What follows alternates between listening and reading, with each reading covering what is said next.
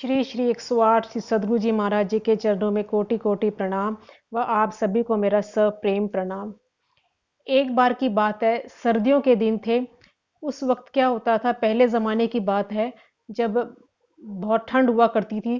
तो एक राजा ने अपने राज्य की सभा अपने दरबार के महल के अंदर न लगाकर महल के बाहर धूप के नीचे खुले मैदान में अपनी राज्यसभा को बिठा रखा था।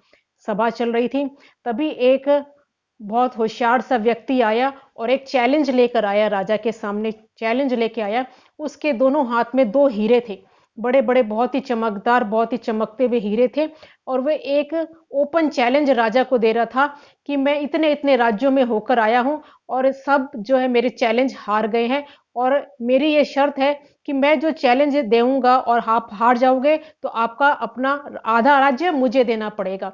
अब जब वो ओपनली राजा को चैलेंज कर रहा था, तो उसकी भी ईगो हर्ट हुई कि वो चैलेंज एक्सेप्ट ना करे, ऐसा हो नहीं सकता। तो कहा कि मैं तुम्हारा चैलेंज कबूल करने के लिए तैयार हूं, बताओ तुम्हारा क्या चैलेंज है। तो उसने कहा कि मेरे हाथ में दो हीरे हैं और एक असली है और एक नकली है। तो आपको, चाहे आपके राज्य में कोई भी हो, तो उसको यह पहचान के बताना है कि कौन सा असली है और कौन सा नकली है। तो कहा ठीक है, हमारे राज्य में बहुत हीरों का बड़ा बड़ा काम होता है, बहुत व्यापारी है, तो ये तो बिल्कुल उनके बाएं हाथ का खेल है, बता देना। तो कहा ठीक है।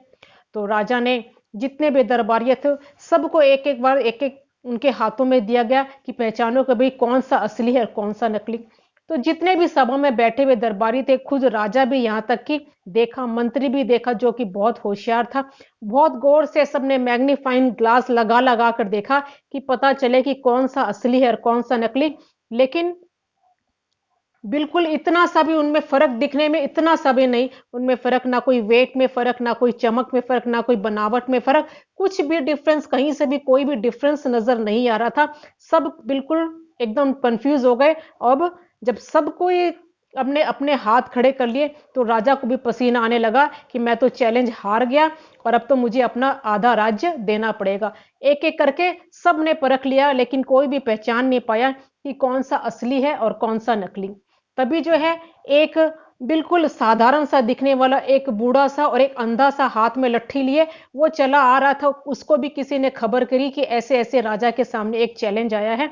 तो वो अंधा व्यक्ति, बूढ़ा सा, साधारण सा दिखने वाला आया और राजा को कहने लगा, बहुत ही कॉन्फिडेंस के साथ वो राजा को कह रहा था कि मैं बता दूंगा कि कौन सा असली है और कौन सा नकली, कौन सा सच्चा हीरा है और कौन सा झूठा हीरा। तो राजा को भी लगा कि भाई जब इतने आंख वाले, इतने होशियार होशियार व्यक्तियों ने देख लिया, वो भी नहीं पहचान पाए कि उनकी नजर भी धोखा खा रही है, तो तुम्हें तो आंखों से भी नहीं दिखता, तो तुम कैसे पहचान जाओगे। तो उसने कहा कि भाई वो सब आप मेरे पे छोड़ दो, वो सब। तो राजा ने भी सोचा, जब भाई आधा राज्य तो जाने वाला है, एक आखिरी कोशिश भी करके देख लेते हैं। तो उस बूढ़े अंधे आदमी के हाथ में दोनों हीरे दिए गए और दोनों हीरे एक साथ उसने अपने दोनों मुट्ठी में एक एक हीरा रखा। और उसके बाद थोड़ी देर अनुभव करने के बाद उसने बता दिया कि भाई ये सच्चा है और ये झूठा। तो उसका जो फैसला था वो बिल्कुल सही था, उसने सही परख लिया था। और जो चैलेंज लेकर आया था उसने भी मान लिया कि हाँ, आपने बिल्कुल सही जवाब दिया है। और वो भी हार गया। कि कहा कि इतने राज्यों में मैं गया, लेकिन मुझे सबने हार मान ली, लेकिन आप ये तो बताओ कि आपने जाना कैसे। इतने इतने आंख वाले भी बैठे, वे भी नहीं पहचान पाए, तो आपने कैसे पहचान लिया। तो कहा, देखा बाहर राज्य की सभा कहाँ लगी हुई थी, धूप में लगी हुई थी। सब कुछ बिल्कुल गरम गरम था, सबके हाथ भी गरम थे और सिर भी सबका गर्म हो गया था। धूप के नीचे सब धूप सेक रहे थे और बैठे थे। तो मैंने कैसे पहचाना, बिल्कुल आसान तरीका है पहचानने का कि कौन सच्चा है और कौन झूठा। तो मैंने देखा कि ये जो सच्चा था वो हीरा, इतनी बाहर इतनी धूप है, इतनी तपत लग रही है, इतनी गर्मी लग रही है, लेकिन फिर भी ये ठंडा था। और जो नकली था वो गर्म था। तो यही पहचान है असली और नकली की। असली हीरा जो है वो ठंडा रहता है। तो इससे हमको क्या शिक्षा मिलती है, जैसे असली हीरे की पहचान क्या है, सच्चे हीरे की पहचान क्या है, कि इतनी गर्मी में भी वो ठंडा है। ऐसे ही असली इंसान की, अच्छे इंसान की, अच्छे भक्त की पहचान क्या है, कि कैसी भी सिचुएशन हो, कितना भी वातावरण कुछ भी हो, कितना ही अगेंस्ट हो, लेकिन वो विनम्र रहता है, उसका स्वभाव ठंडा रहता है। उसके स्वभाव से उसकी अच्छाई का पता लगता है कि कौन सच्चा है और कौन झूठा। ऐसे तो गुरु महाराज क्या कहते हैं कि हम अपने आप को बड़ा भगत समझते हैं, थोड़ी सी सुबह शाम पूजा कर ली, गले में माला पहन ली और माला हाथ में फेरते रहे। लेकिन गुरु महाराज क्या कहते हैं, लेकिन 24 घंटे माला फेरते रहो, लेकिन अगर तुम्हारा स्वभाव नरम नहीं है, स्वभाव में विनम्रता नहीं है, तो तुम्हारी सारी ये सब कुछ जो है वो कोरा दिखावा रह जाता है। सच्चा इंसान, सच्चा भक्त कौन है, जिसमें विनम्रता हो, जो झुकना जानता हो। इसलिए वाणी में भी आया है क्या कि ज्यों ज्यों गरीबी लीजिए साथ में, त्यों तो धनी को पाइए मान। गरीबी लीजिए यानी कि जो जितना झुक कर चलता है, जितना झुक कर चलता है, जितना विनम्र होकर जो चलता है, त्यों तो धनी को पाइयो मान। धनी मतलब कि परमात्मा। जितना जो झुक कर चलता है, विनम्र होकर चलता है, परमात्मा के दरबार में उसी का स्थान सबसे ऊंचा है। रामायण में भी आई है ये बात। तुलसीदास जी महाराज क्या लिखते हैं कि निर्मल मनजन सो मोहे पावा, मोहे कपट चल छिद्र न भावा। कि जो निर्मल है, जो शांत है, जो विनम्र है, वही मेरे दिल के करीब है। ऊपर से हम कितना ही चाहे क्यों न दिखावा कर ले, भजन का दिखावा कर ले, ज्ञान कथने का दिखावा कर ले, सत्संग का दिखावा कर ले, पाठ पूजा का दिखावा कर ले, लेकिन वो सब कोरा दिखावा है अगर हमारे अंदर विनम्रता नहीं आई है। आप खुद ही देखिए कि रावण को जो है वो हर साल जलाया जाता है और राम की पूजा की जाती है। क्यों? रावण में क्या कमी थी? रावण में तो गुण ही गुण थे, यहां तक कि राम से ज्यादा गुण रावण में थे। रावण जो है वो उच्च कुल का था, ब्राह्मण कुल का। राम जो थे वो क्षत्रिय वंश के थे और रावण जो है वो ब्राह्मण, ब्राह्मण सबसे उच्च जाति में आता है। और बहुत बड़ा विद्वान भी था, महापंडित था, शिव जी का बहुत बड़ा भगत भी था, बहुत वीर भी था, बलवान भी था और बहुत सुंदर भी था। तो क्या उसमें कमी थी? कोई भी कमी नहीं थी।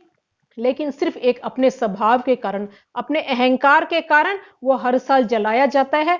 और राम जो है अपनी विनम्रता के गुण के कारण सबके सबके लिए पूजनीय है।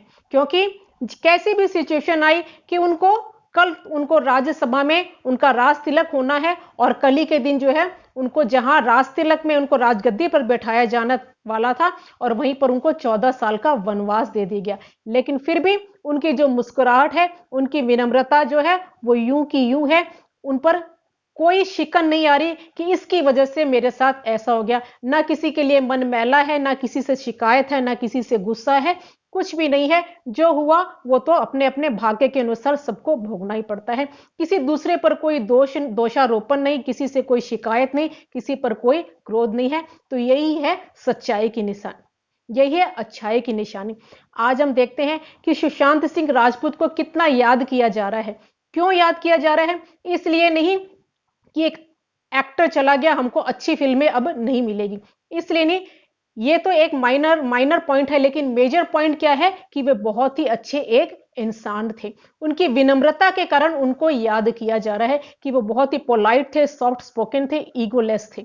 इतनी ऊंचाई पर पहुंचने के बाद भी वो बिल्कुल सॉफ्ट स्पोकन थे, पोलाइट थे। इसके लिए उनको याद किया जा रहा है। यानी कि विनम्रता ही जो है वो सबसे बड़ा पैमाना है अपने आप को जांचने का, अपनी अच्छाई को जांचने का।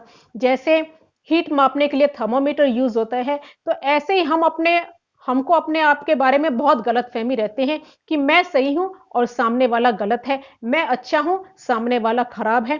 तो कुछ और ज्यादा दिमाग लगाने की जरूरत नहीं है। अपने आप को, अपनी भक्ति की, अपनी अच्छाई की कैसे जांच कर ले कि हमारे अंदर क्रोध कितना है और हमारे अंदर विनम्रता कितनी है। इससे अपने आप ही खुद को पता लग जाएगा कि हम कितना आगे बढ़े हैं और कितनी हमारे अंदर अच्छाई है, विनम्रता है, कितना क्रोध है। तो ये सबसे बेस्ट पैमाना है अपने आप को जांचने का। तो अपने आप को जांचे, दूसरों को जांचने की जरूरत नहीं है। क्योंकि क्या आया वाणी में, क्या आया है कि तू कर तेरी हो तबेरी। क्योंकि हमारे पास टाइम बहुत शॉर्ट है, जीवन क्षण भंगुर है। तो अपने आप को सुधार ले। दुनिया को तो ना राम सुधार सके ना कृष्ण सुधार सके, तो बस अपने आप को सुधार लेंगे तो दुनिया अपने आप सुधर जाएगी। बोलो श्री प्राणनाथ प्यारे की जय।